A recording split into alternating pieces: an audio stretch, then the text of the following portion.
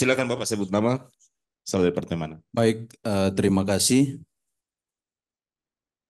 Yang saya hormati Bapak-Bapak Profesor terbaik dan Ibu Titi. Yang saya hormati teman-teman Bawaslu dan KPU. Ini beberapa minggu terakhir ini, 1 bulan terakhir, kita dihebohkan dengan berita-berita yang luar biasa. Itu bisa berpotensi konflik. Ini saya perlu kasih tahu, ini terbuka. 2,5 tahun, jangan tambah asumsi. Itu kata Ibu Titin tadi. Jadi saya tidak sepakat dengan PAN kalau materi ini adalah asumsi. Ini adalah undang-undang yang disampaikan oleh Bapak-Bapak Profesor. Poin penting adalah 2,5 tahun dihitung sejak dilantik. Poin kedua, tidak mengenal sejak di SK-kan. Saya minta media harus tulis ini netral. Media harus netral. Kemudian, tanggal 19 April 2013, Abdul Muiz dilantik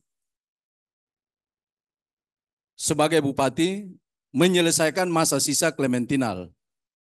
Masa akhir 13 Oktober 2023. Pertanyaan saya kepada Bapak Profesor dan Ibu Titin. Pak Abdul Muiz yang kami Perindo saat ini mempersiapkan untuk jadi wakil Pak Maximus Tipagau, apakah dia bisa maju pilkada atau tidak? Itu satu pertanyaan saja. Nah, yang saya khawatirkan adalah nanti ada keputusan KPU.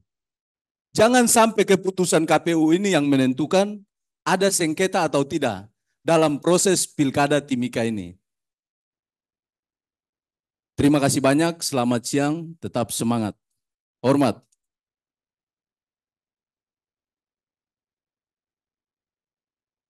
Bukit tambahan dari mana, Bapak? Saya dari Tokoh Masyarakat. Dari tokoh masyarakat. Ya. Silakan sebut nama, Bapak. Baik, nama saya Agus Salim Nuhuyanan. Saya dari Tokoh Masyarakat. Saya berdiri ya. Terima kasih Pak Prof, sangat luar biasa. Ada dua hal. Yang pertama mungkin usul saran, kemudian yang kedua sangat luar biasa pertanyaan yang nanti akan saya sampaikan ke Pak Prof. Yang pertama, saran ini kepada penyelenggara. Mohon maaf, kami masyarakat punya catatan bahwa biasanya kegiatan seperti ini selesai, ada istilah bahwa kejar kegiatan dan kejar laporan. Lalu resume itu tidak dilaksanakan. Mohon maaf, saya harus sampaikan ini, kami masyarakat menilai. Kadang-kadang rapat kegiatan begini selesai, hasil tidak ditindaklanjuti. Mohon maaf, kita kadang hal begini kita bicara marah, tapi demi untuk perbaikan kita ke depan. Jadi ini saya harus sampaikan karena ini tadi saya dengar dari pihak partai ini sangat luar biasa. Ini saya mau bilang bahwa ini perintah undang-undang Bapak-Bapak Profesor.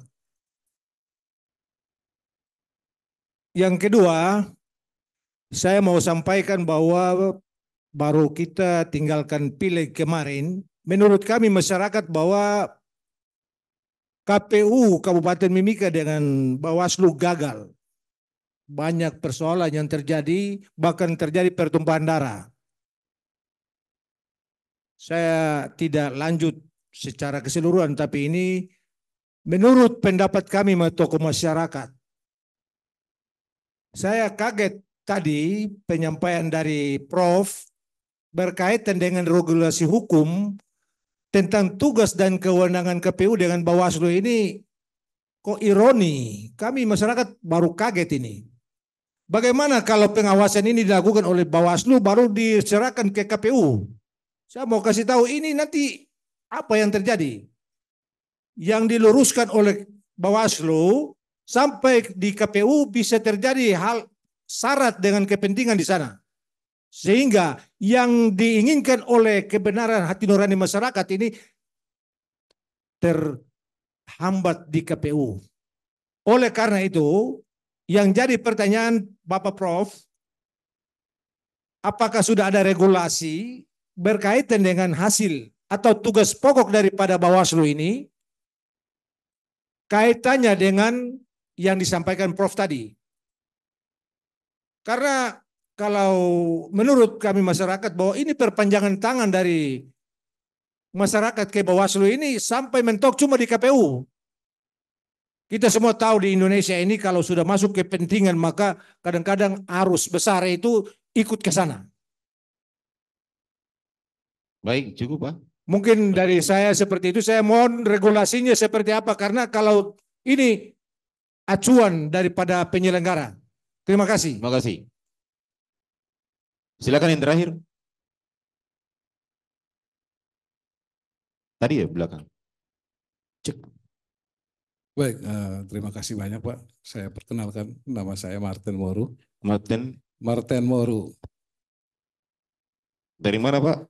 Baik, kapasitas saya diundang ke sini yang pertama sebagai pimpinan media. Saya pimpinan media Koran Papua. Saya hadir. Bisa berdiri Pak? Bisa Pak. Ya. Mungkin saya tidak menyampaikan segala macam, saya rasa penyampaian materi dari 3 narasumber tadi sudah kita semua dengar di ruangan ini. Sudah jelas sebenarnya seperti apa. Tapi ada saya satu petik satu tadi. Pak tadi di situ disampaikan bahwa belum ada keputusan resmi. Karena masih ada uji materi sebenarnya terkait dengan maju tidaknya Bupati untuk maju lagi sebagai wakil Bupati dengan ketentuan 2,5 tahun tadi. Cuma mungkin saya dari media itu mewakili seperti ini. Di dalam undangan itu jelas diundang pimpinan media. Ini tolong diperhatikan baik di Bawaslu Kabupaten ya. Pimpinan media. Jadi ada beberapa pimpinan media di sini hadir. Beda dengan insan pers. Beda dengan teman-teman pers, jurnalis. Ini tolong kami diundang di sini dalam kapasitas kami seperti apa. Pimpinan media tidak semua dia itu wartawan. Ada hal-hal lain yang berhubungan dengan pemberitaan itu pemretnya. Jadi kalau diundang terkait dengan pemberitaan, pemretnya diundang. Baik. Ini mungkin saran saya. Ya. Terkait yang berikut, tadi saya sambung saja apa yang disampaikan oleh teman saya di depan ini terkait dengan isu yang lagi rame belakangan ini. Tadi saya ambil satu Profesor Muhammad bilang KPU dan Bawaslu itu duduklah di ruang kecil mensepakati sesuatu persoalan sebelum disampaikan ke media secara luas. Ini yang ramai ini di kami kalangan media ini terkait belakang ini adalah pernyataan yang disampaikan oleh KPU secara lembaga, tidak menyebut nama siapa yang menyampaikan. Karena di sana ada divisi siapapun, dia mewakili lembaga KPU itu. Seharusnya dalam masa transisi, masa persiapan tinggal beberapa waktu ini dengan pernyataan yang disampaikan oleh 3 narasumber tadi, sebaiknya pernyataan ini ditarik kembali. Sebelum ada keputusan, sehingga jangan ramai dibawa ke rumput ini. Ini sengketa pilkada ini beda Timika dan kabupaten lain. Beda sekali. Jangan sampai ini menjadi bumerang. Saya berharap KPU dengan pernyataan bahwa 1 hari pun menjabat sebagai bupati tidak bisa mencalonkan diri menjadi wakil bupati. Ini dicabut kembali pernyataan ini. Sebelum ada keputusan resmi. Atau tadi masih ada tadi pernyataan Ibu Anggreni tadi mengatakan masih ada uji materi. Saya rasa ini supaya jangan terjadi perdebatan. Kami media ini menyampaikan apa yang disampaikan oleh lembaga resmi. Dan ini dikonsumsi oleh masyarakat. Akar rumput di bawah ini menjadi perdebatan dan bisa menjadi polemik dan sengketa pada saat pelaksanaan pendaftaran bakal calon bupati dan wakil bupati. Saya rasa itu saja. Baik. Terima kasih. Terima kasih Pak. Ya, sebelum saya sampaikan ke Prof, izin menyampaikan bahwa memang terdapat perbedaan pendapat di bawah, bukan di KPU Bawaslu ya, tapi mungkin di bawah. Kalau Bawaslu berpegang pada KPU 8, tetap di pasal 19 sudah sangat terang benderang dijelaskan. Dan kami juga dalam kegiatan sosialisasi ini, mohon maaf jika salah mengundang pimpinan pers, tapi memang kami berusaha untuk semaksimal mungkin agar informasi ini tidak bias sampai ke bawah dan kami sampaikan terang-benderang terkait poin per poin pasal dalam bagian undang-undang pemilihan. Untuk itu kami tadi telah mendengarkan sendiri penjelasan dari Profesor Aswanto, Ibu Titi dan Prof Muhammad. Nah, pada intinya di Timika memang ada perbedaan antara huruf M dan huruf N di PKPU 8 2024 terkait dengan makna belum pernah menjabat sebagai gubernur dan wakil gubernur, bupati, wakil bupati, wali kota selama 2 kali masa jabatan dalam jabatan yang sama untuk calon wakil gubernur, calon wakil gubernur, calon bupati, calon wakil bupati, wali kota, dan wakil kota. Dan huruf N itu belum pernah menjabat sebagai gubernur untuk calon wakil gubernur atau bupati, wali kota untuk calon wakil bupati, wali kota pada daerah yang sama. Pemaknaan ini yang mungkin hari ini kita akan clearkan dengan kegiatan diskusi. Untuk itu saya persilakan kepada Prof. Aswanto atau Prof. Muhammad mungkin bisa menanggapi. Izin saya dulu karena ada yang perlu saya luruskan. Ini tadi Pak Martin Weru ya. Mohon maaf Pak Prof. Muhammad, sedikit aja dari saya Prof. Ini Pak Martin Weru. Apa yang dikatakan oleh Bu Titi tadi itu tidak berarti bahwa menunda pelaksanaan putusan-putusan MK yang sudah ada. Ada permohonan baru, permohonan nomor 71 tahun 2024. Tetapi tidak berarti bahwa apa yang sudah diputuskan di dalam putusan nomor 63 tahun 2021, putusan nomor 22 tahun 2009, putusan 67 tahun 2020, putusan nomor 2 tahun 2023 itu tidak berlaku. Itu berlaku, Pak. Jadi putusan Mahkamah Konstitusi itu sifatnya final and binding. Mengikat, jadi final, tidak ada lagi perubahan kecuali ada perkara baru yang merubah itu, yang merubah sendiri adalah MK baru bisa. Itu namanya mengikat. Final dan binding. Jadi dia mengikat dan tidak bisa lagi di-challenge, tidak bisa lagi ada upaya hukum lain gitu. Nah, jadi jelas Pak dalam putusan Mahkamah nomor 22 tahun 2009 yang kemudian berdasarkan putusan itu dirujuk dalam putusan 67, kemudian dirujuk dalam putusan 63 tahun 2021 bahwa yang dimaksud satu periode itu adalah 2,5 tahun sejak dilantik, Pak. Itu tidak perdebatan lagi, Pak. Saya juga belum baca Saya juga belum baca perkara nomor 71 tahun 2024 apa yang diminta. Saya tidak bisa komentari karena saya belum baca perkaranya. Tadi saya sudah buka memang ada tapi saya belum baca apa yang mereka minta gitu. Tetapi sampai sekarang sampai ada perubahan, maka putusan nomor 22 tahun 2009 nomor nomor 22 tahun 2009, nomor 67 tahun 2020, nomor 263 tahun 2021 bahwa nomor 2 tahun 2023 bahwa yang dimaksud satu periode itu adalah 2,5 tahun atau lebih dihitung sejak dilantik. Itu final, Pak. Putusan Mahkamah Konstitusi adalah final and binding. Artinya, kalau sekarang pendaftaran, ada katakanlah tadi Pak Agus Salim gitu ya, ada dari Pak Agus Salim tadi, ada yang mengatakan, sorry bukan Pak Agus Salim, tadi ada yang memberi gambaran soal Pak Abdul Muiz. Nah, apakah Pak Abdul Muiz bisa mencalonkan diri lagi atau tidak? Bapak tinggal hitung aja. Apakah sampai 2,5 tahun atau lebih? Kalau dia sudah sampai 2,5 tahun atau lebih, dihitung sejak pelantikan, maka itu sudah dianggap satu periode, Pak. Tapi kalau dia belum sampai 2,5 tahun, sekalipun definitif, dia sudah dilantik sebagai pejabat definitif, tetapi tidak sampai 2,5 tahun, maka itu tidak bisa dianggap sebagai satu periode. Tadi saya sudah beri gambaran, Pak, di Kukar.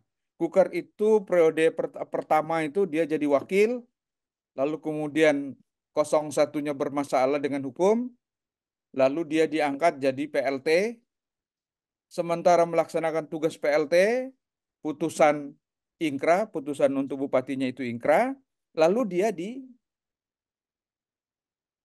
dan dilantik menjadi pejabat definitif.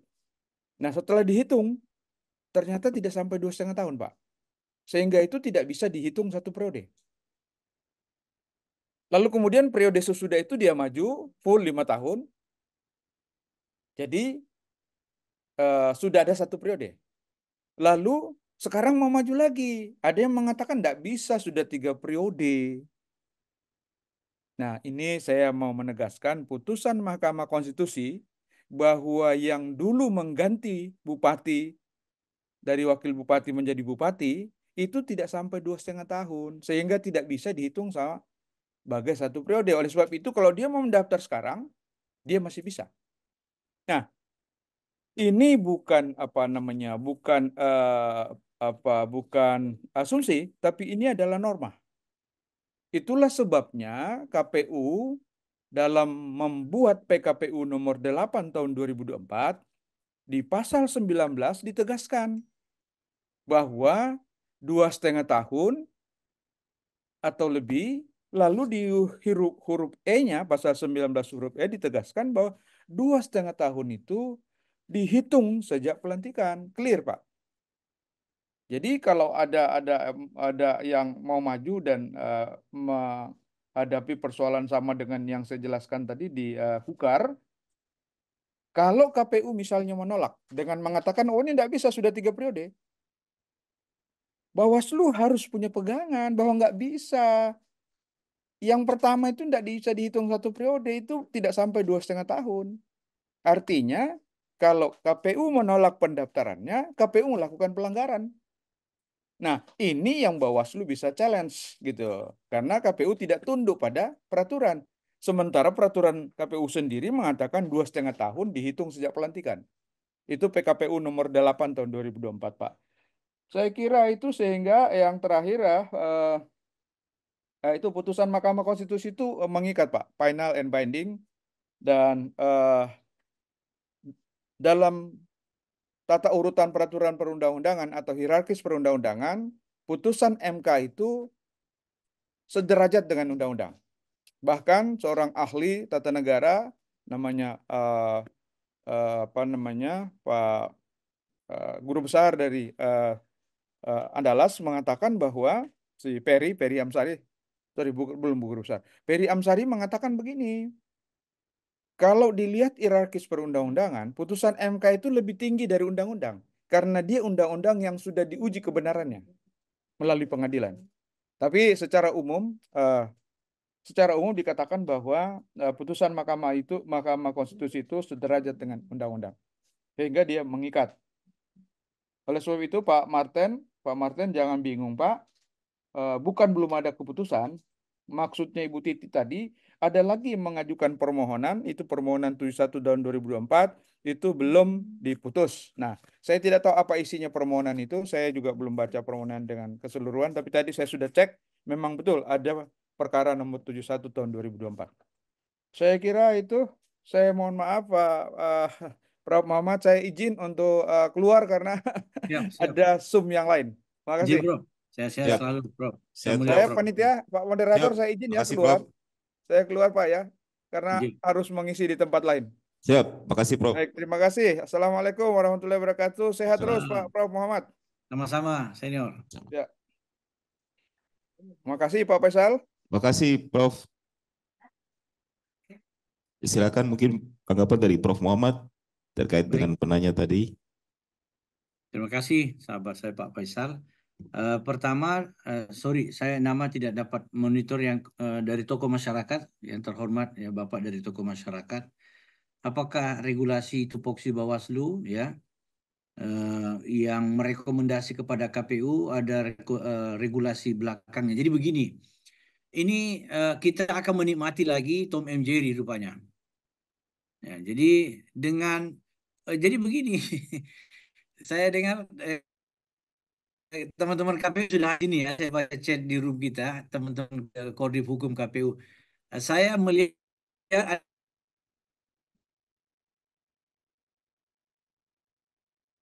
ada potensi ini ya. Semoga saya bisa digunakan putusan DKPP kepada Pak Hasim. Pak Hasim itu pernah diberi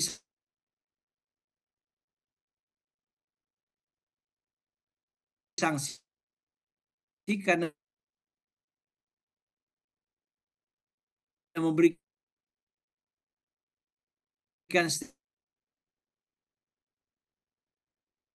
statement, pernah diminta dalam sebuah seminar, lalu dia mengatakan KPU. Ya, jadi kalau KPU belum sepakat dengan sebuah penafsiran regulasi, jangan coba-coba diberi atau diinformasikan ke publik. Ya, sekali lagi Pak Hasim Asyari baru-baru ini diberi sanksi sebelum pemberhentian ini. Dia diberi sanksi karena membuat statement menafsirkan regulasi berdasarkan pandangan seorang Hasim Asyari, bukan sebagai ketua KPU. Ini tidak tepat memang secara organisasi. Jadi teman-teman KPU dan Bawaslu, Anda ini dirujuk statementnya, dikutip statementnya, dijadikan acuan statementnya. Maka kalau ada hal-hal yang belum clear and clean di tingkat regulasi, jangan coba-coba digulirkan kepada publik. Mau dalam forum seminar, mau dalam sosialisasi seperti ini, jangan berstatement yang masih bersayap. Karena Anda menyesatkan. Kalau Anda tidak ditetapkan baru Anda umumkan sebagai keputusan organisasi, itu sesat dan menyesatkan. Ya, sekali lagi baca putusan DKPP mengenai sanksi kepada Pak Hasim. Nah, potensi itu ada di Mimika rupanya ya. Saya mengikuti diskusi kita hari ini. Nah, terkait pencalonan ini, Bapak Ibu yang saya hormati, paling tidak ada 4 hal yang harusnya clear di tingkat penyelenggara dulu internal. Ya, KPU dan Bawaslu. Pertama, pencalonan. Regulasinya kita baca semua, tapi kadang-kadang tafsir kita beda-beda. Nah, ini problem. Saya mengingatkan antara KPU dan Bawaslu jangan berbeda tafsir. Saudara ini sudah ribut, jangan membuat kita menikmati keributan Anda. Anda sendiri ribut di ruang setengah kamar, istilah saya itu. Mengenai pencalonan, dibedahlah itu regulasi pencalonan itu, pasal-pasalnya, ya, detailnya. Termasuk Anda harus baca tidak hanya batang tubuh undang-undang, tapi penjelasannya. Di setiap undang-undang itu wajib ada penjelasan. Baca tuntas itu penjelasannya. Yang kedua, syarat calon. Jadi pencalonan dan syarat calon itu sesuatu yang berbeda. Pasal-pasal yang mengatur pencalonan itu beda dengan pasal-pasal yang mengatur syarat calon.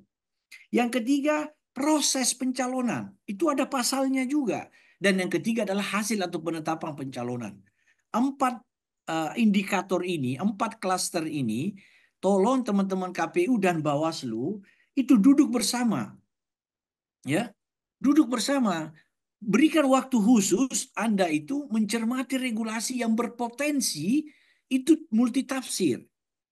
Ya. Jadi kalau Anda sendiri sudah multitafsir antara KPU Bawaslu, bagaimana nasibnya partai politik? Bagaimana nasibnya calon? Bagaimana nasibnya masyarakat? Kalau antara KPU dan Bawaslu itu tidak sama menafsirkan regulasi itu. Nah, yang kedua yang harus dibedah sama-sama adalah kalau ada di antara bakal calon yang berpotensi masalah dari segi pencalonan dan syarat calon, itu tolong didiskusikan. Ini kan dari tadi kita ini diskusi ada nama yang disebut tadi itu ya. Sekarang diskusikan. Habis forum yang terhormat ini, KPU Bawaslu Mimika membedah syarat-syarat calon dan pencalonan orang-orang yang dinilai berpotensi tafsirnya tidak sama.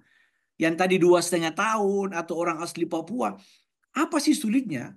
Anda datang di KPU, wahai teman-teman Bawaslu, atau teman-teman KPU datang ke Bawaslu, ini ada bakal calon yang kita dengar mau nyalon, itu ada potensi masalah dari segi pencalonan dan syarat calonnya. Ayo kita bedah sekarang, yuk. KPU Bawaslu membedah orang itu. Si A itu yang calon itu. Atau si B yang calon itu. Dari segi aspek orang Papuanya, asli Papuanya. Dari segi 2,5 tahun periodenya. Dari sekarang ini masih ada waktu sebelum pencalonan itu ditetapkan. Jadi kita menikmati sesuatu yang sudah tidak multitafsir. Jangan dibiarkan bola ini menggelinding. Nanti kalau ada masalah, KPU punya sikap, Bawaslu punya sikap. Minta maaf. Kalau Anda berpandangan masih begitu, wahai KPU dan Bawaslu Papua, itu pandangan orang bodoh. Karena Anda sudah punya pengalaman. Selama ini KPU Bawaslu ribut di ruang publik gara-gara menafsirkan regulasi yang satu, tapi berbeda. Maaf ya, Ini saya begini memang gaya saya ini. Hati saya sama mulut saya sama itu. Begitu cara saya menyatakan cinta.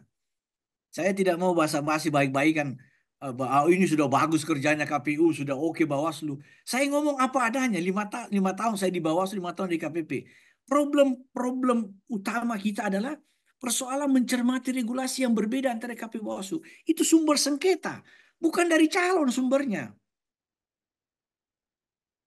Kalau calon itu sudah punya penasihat hukum, sudah mengkaji undang-undang, sudah membedah regulasi, dia tahu diri. Oh, saya sudah 2,5 tahun, tidak boleh saya calon. Contoh, oh saya bukan asli Papua. Dengan kriteria, alat bukti, dokumen A, B, C. Mereka sudah tahu, mereka orang-orang cerdas. Bukan satu kali dia ikut pilkada di Mimika. Tapi Anda KPU Bawaslu yang menjadi masalah karena Anda memberikan orang penjelasan tentang regulasi yang tidak sama. Dan itulah sumber sengketa. Jangan marah ya KPU Bawaslu, kita kan berteman tuh. Jadi habis kegiatan ini, saya senang sekali teman-teman Bawaslu Mimika bikin kegiatan ini. Saya minta Bawaslu memulai mendatangi KPU.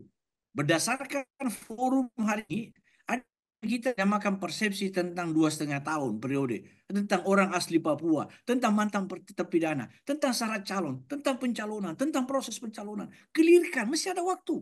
Clearkan. Sehingga begitu ditentukan pencalonan di Mimika, alhamdulillah Anda tinggal formal saja menetapkan karena pandangan Anda sudah sama dan sampaikanlah kesamaan pandangan Anda itu kepada publik. Rapi ini pilkada, Pak. Saya itu sangat tidak menerima kalau teman-teman penyelenggara di Papua ini selalu dituduh, kita maklumlah.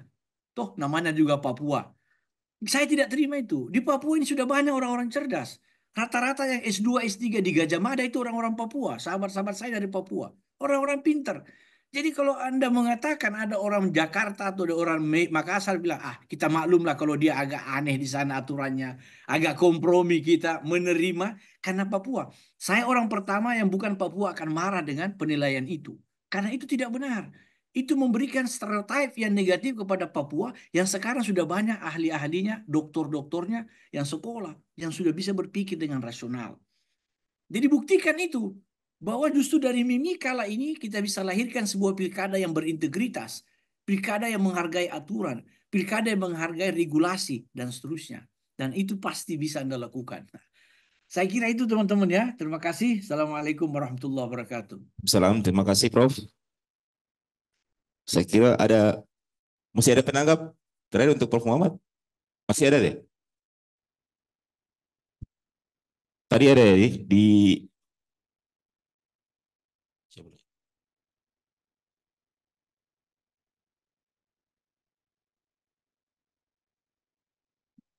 izin Bro, masih ada satu penanggap lagi dan masih ada di Zoom meeting yang kita bacakan nanti.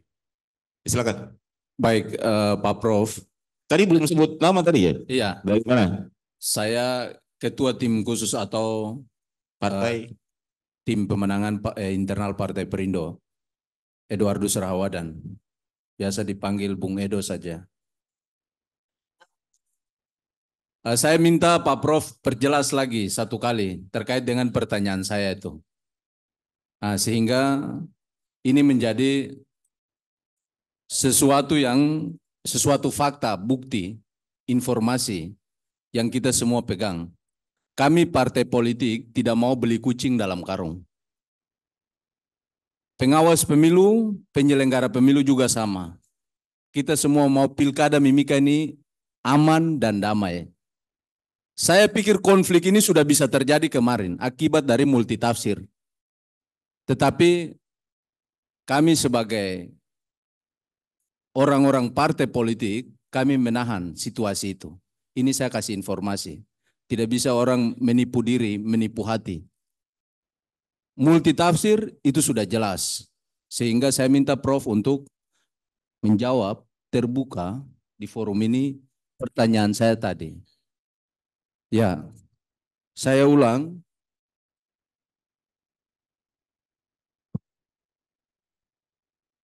Tanggal 19 April 2013, Abdul Muiz dilantik sebagai bupati.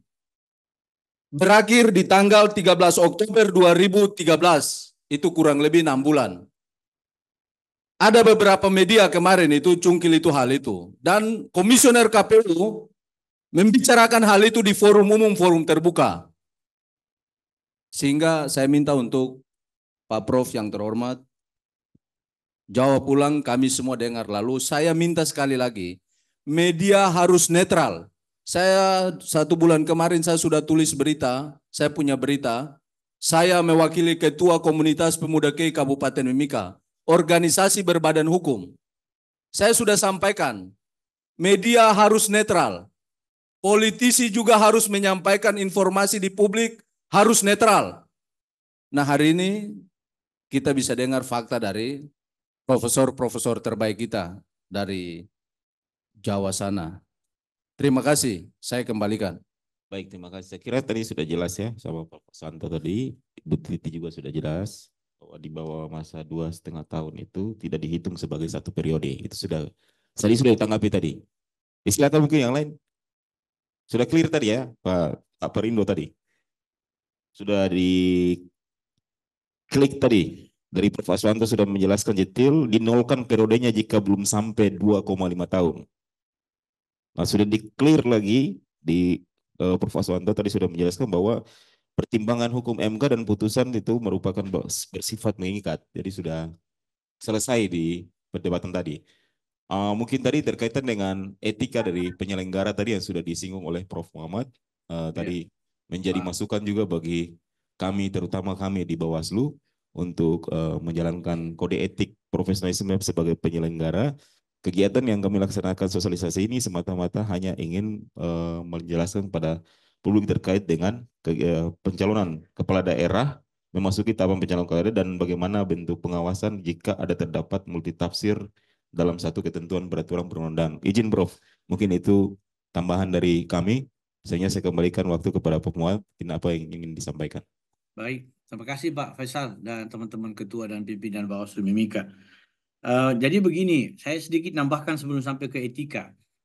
Klausul bahasa hukumnya, tadi Prof. Aswanto, saya setuju Pak Faisal, sahabat saya, sudah clear sebenarnya dari Pak Prof. Aswanto dan Bu Titi. Klausulnya itu adalah sejak dilantik, bukan sejak SK ditetapkan. Pejabat tata usaha negara itu bertugas secara de facto and de jure, ya, argo periodenya berjalan ketika dia dilantik. Misalnya contoh, hari ini saya dapat SK sebagai Rektor Unhas. SK, contoh ya. Tanggal berapa nih hari? 31 Juli. Menteri Pendidikan Nadiem Makarim meng-SK-kan Muhammad sebagai Rektor Unhas pada tanggal 31 Juli 2024. Muhammad dilantik oleh Nadiem Makarim sebagai Rektor Unhas 1 Agustus 2024. Maka argonya adalah 1 Agustus 2024. Bukan 31 Juli. Saya sudah rektor secara de facto, secara de jure pada tanggal 31 Juli. Karena saya sudah dapat SK dari Menteri sebagai Rektor Unhas. Tapi Menteri sibuk, Menteri punya banyak acara, sehingga dia belum bisa melantik saya sebagai Rektor. Dan dia lantik saya tanggal 1 hari kemudian dari SK. Atau mungkin 10 hari kemudian, 10 Agustus. Saya dilantik sebagai Rektor. Maka saya bertugas sebagai Rektor Unhas itu adalah 1 Agustus. Itulah argo saya sebagai pejabat tata usaha negara. Saya sebagai Rektor Unhas pada tanggal 31 Juli tidak bisa mengambil keputusan dan mengeluarkan putusan. Walaupun saya sudah punya SK sebagai Rektor. Kapan saya bisa mengambil putusan dan mengeluarkan putusan? Pada saat saya sudah mengucapkan sumpah janji di depan Menteri. Tanggal berapa itu ya? Faktonya kita lihat. Itu tambahan saja dan ini sudah pengetahuan umum. Nah, terkait etika, saya kira ini barang mahal. Saya bicara ini mengingatkan diri saya terutama dan kita semua. Yang saya ajak beretika ini bukan hanya Bawaslu, tapi kita semua harus beretika. Menghargai proses-proses ini dengan mempedomani nilai-nilai etik. Peserta pemilu, ayo pedomani etika menjadi peserta pemilu. Ya, birokrasi, ayo pedomani etika sebagai birokrasi. Penyelenggara pemilu apalagi harus menjadi lokomotif. Ya, KPU Bawaslu ini kan wasit kan. Kalau wasitnya tidak fair, ulah merusak sebelah kiri, sebelah kanan. Penonton atas, penonton bawah, sampai di luar stadion orang ribut, bakar-bakar. Gara-gara 1 orang, wasit pemilu. Sahabat saya, KPU dan Bawaslu Mimika adalah wasit pemilu. Jadilah lokomotif yang menerapkan, menggunakan aspek regulasi hukum dikuatkan dengan nilai etik untuk mengawal proses-proses pencalonan ini. Terima kasih.